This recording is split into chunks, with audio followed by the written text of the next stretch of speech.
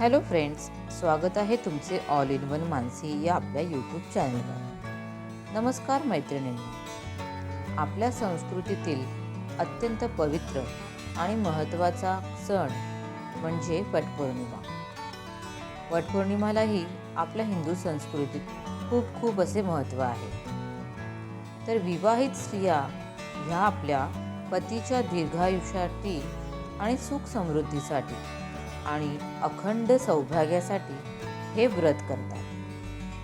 तर आजच्या आपल्या या व्हिडिओमध्ये आपण वटपौर्णिमेबद्दल विशेष काही माहिती जाणून घेणार आहोत. जसं की वटपौर्णिमा यावर्षी कधी आहे, तसंच या व्रताचे धार्मिक महत्त्व काय असते, शिवाय या व्रतासाठी पूजेसाठी लागणारे साहित्य काय असते, संपूर्ण पूजाविधी, त्याशिवाय सावित्री सत्यवान यांची कथा आणि तसेच हे व्रत का करतात, त्याचे काय फायदे असतात, हे आपण पाहणार आहोत. चला तर मग सुरुवात करूयात. तर सर्वात प्रथम यावर्षी म्हणजेच 2026मध्ये वटपौर्णिमा कधी आहे, तर सन 2026मध्ये वटपौर्णिमा सोमवारी म्हणजेच 29 जून 2026 रोजी साजरी केली जाणार आहे. महाराष्ट्र, गुजरात किंवा इतरही बऱ्याच राज्यांमध्ये ज्येष्ठ शुक्ल पौर्णिमेला वटपौर्णिमा हा सण साजरा केला जातो.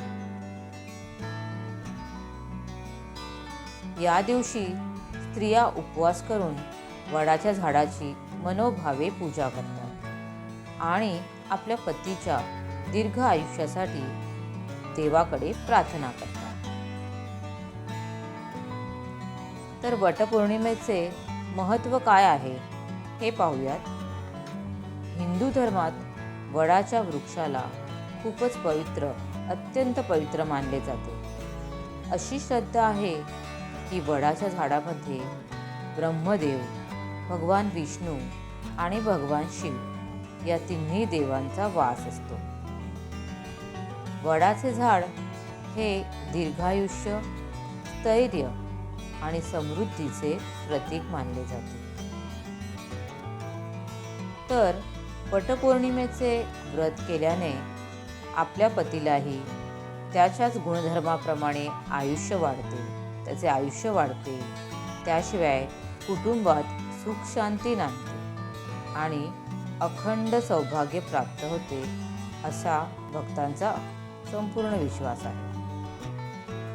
आणि म्हणूनच स्त्रिया वटपौर्णिमेचे व्रत खूपच श्रद्धेने आणि आवडीने करतात. तर या व्रतासाठी जी पूजा करतो त्यात खूपच मोजके असे साहित्य वापरले जाते. तर वटपौर्णिमेच्या पूजेसाठी लागणारे साहित्य पाहूयात.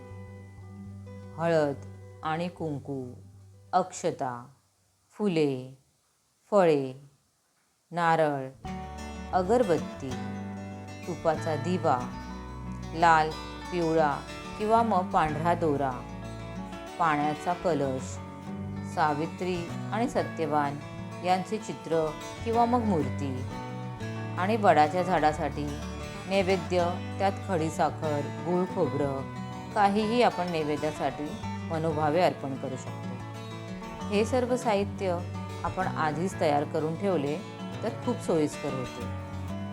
तर आता वटपौर्णिमेचा पूजाविधी पाहूया. वटपौर्णिमे दिवशी स्त्रियांनी सकाळी लवकर उठून स्नान करावे, स्वच्छ वस्त्रे परिधान करून व्रताचा संकल्प करावा आणि त्यानंतर वरील दिलेल्या साहित्याप्रमाणे पूजेचे ताट सजवून वडाच्या झाडाजवळ जावे.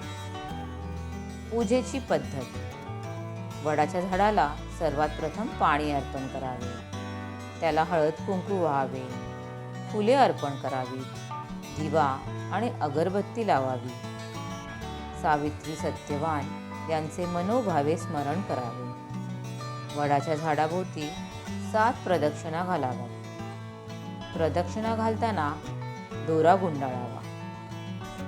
वटसावित्रीची कथा ऐकावी किंवा वाचवावी आणि स्वतःही ऐकावी.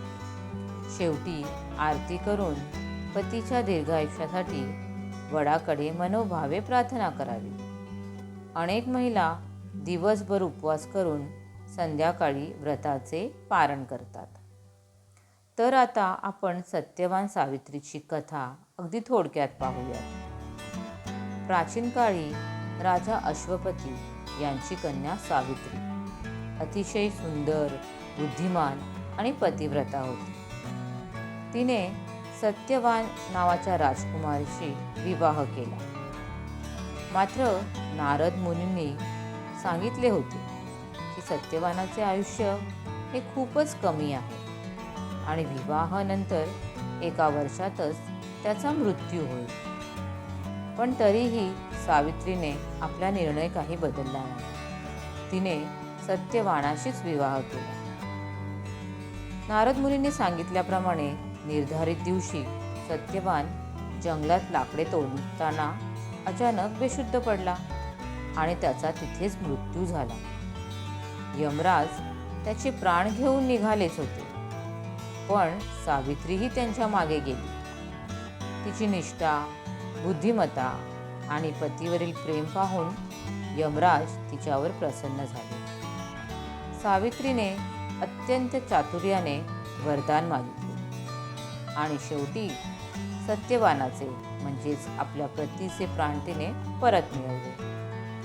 अशा प्रकारे तिने पतिव्रतेच्या सामर्थ्यामुळे सत्यवानाला पुन्हा जीवन मिळवून दिले आणि तेव्हापासूनच विवाहित स्त्रिया सावित्रीचे स्मरण करून हे मनोभावे हे व्रत करतात आपल्या पतीच्या दीर्घायुष्यासाठी.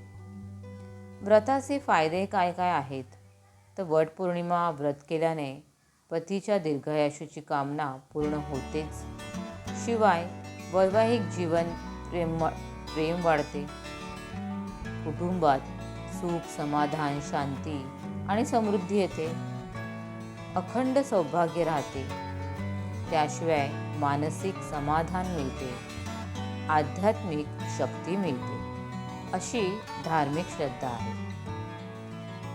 तर सखींनो, वटपौर्णिमा हा केवळ एक सण नसून श्रद्धा, निष्ठा आणि वैवाहिक बंध दृढ करणारा पवित्र असा उत्सवच आहे.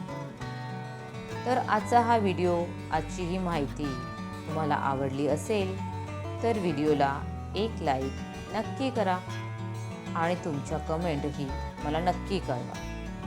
जाता जाता चॅनलला सबस्क्राईब करायला विसरू नका. बेल आयकॉनही नक्की दाबा, जेणेकरून नवीन व्हिडिओचे नोटिफिकेशन तुम्हाला सर्वात पहिला मिळेल. तर यावर्षीच्या वटपौर्णिमेच्या तुम्हाला हार्दिक शुभेच्छा आणि व्हिडिओ शेवटपर्यंत पाहिल्याबद्दल मनापासून खूप खूप धन्यवाद. पुन्हा भेटूया अशाच एका नवीन व्हिडिओसहित. थँक्यू.